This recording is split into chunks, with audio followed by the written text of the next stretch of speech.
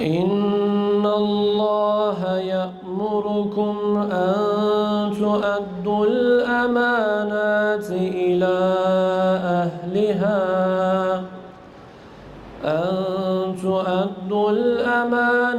إلى أهلها وإذا حكمتم بين الناس أن تحكموا بالعدل إن الله نعم ما يعظكم به إن الله كان سميعا بصيرا. Hüdapar olarak Karakoca'nın yönetimine talibiz.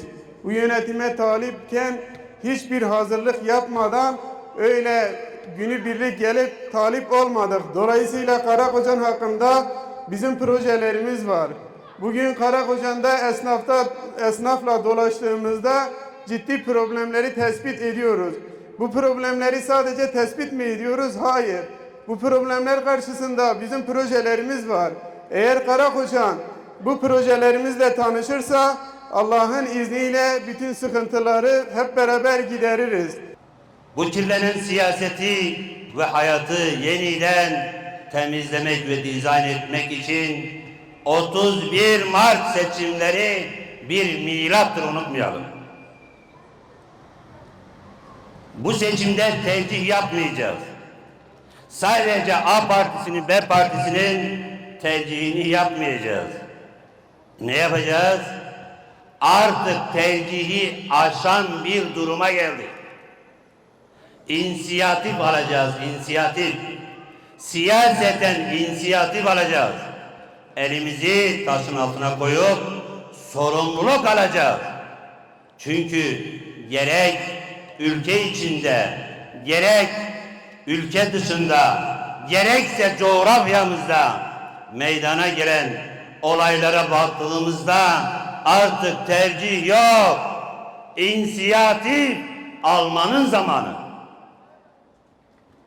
Bir şeyler yapmanın, kıpırdamanın, hareket etmenin zamanıdır. Bakın, ülke dışındaki siyasete bir bakın, İslam coğrafyasının haline bir bakın. 5 aydır Filistin'de yaşananlara bir bakın.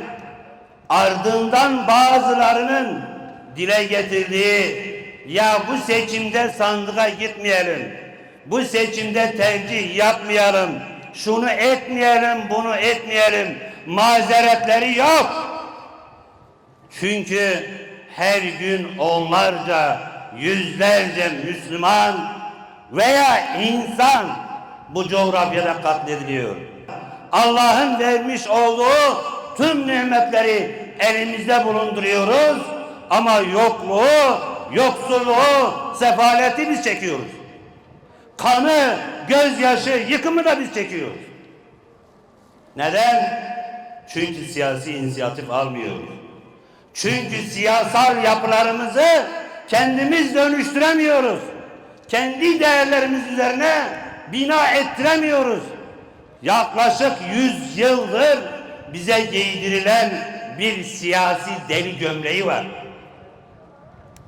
Ülkeyi yönetenler muzdarip, siyasiler muzdarip, halk muzdarip. Ama bu gömlek sadece bizim ülkemizde değil, tüm coğrafyamızda bize giydirilmiş ve sömürülüyoruz bu gömlek üzerinde.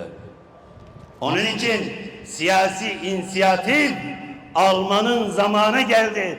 Hüdapar'ın elini güçlendirdiğimizde, Hüdapar'a güç verdiğimizde inanın Ankara güçlenecek, inanın Gazze güçlenecek, inanın Şam, Mekke güçlenecek. Ama bu inisiyatifi almak için adımlar atmak zorundayız. İşte yerel seçimler 31 Mart bunun için bir milattır kardeşlerim. Eğer işte sorunlarımızı halletmek istiyorsak, coğrafyamızda 40 yıldır, 50 yıldır devam eden kan, gözyaşı, bunları halletmek istiyorsak, yani siyasi sorunları Ankara'da kendimiz halledersek inanın hiçbir problemimiz kalmayacak.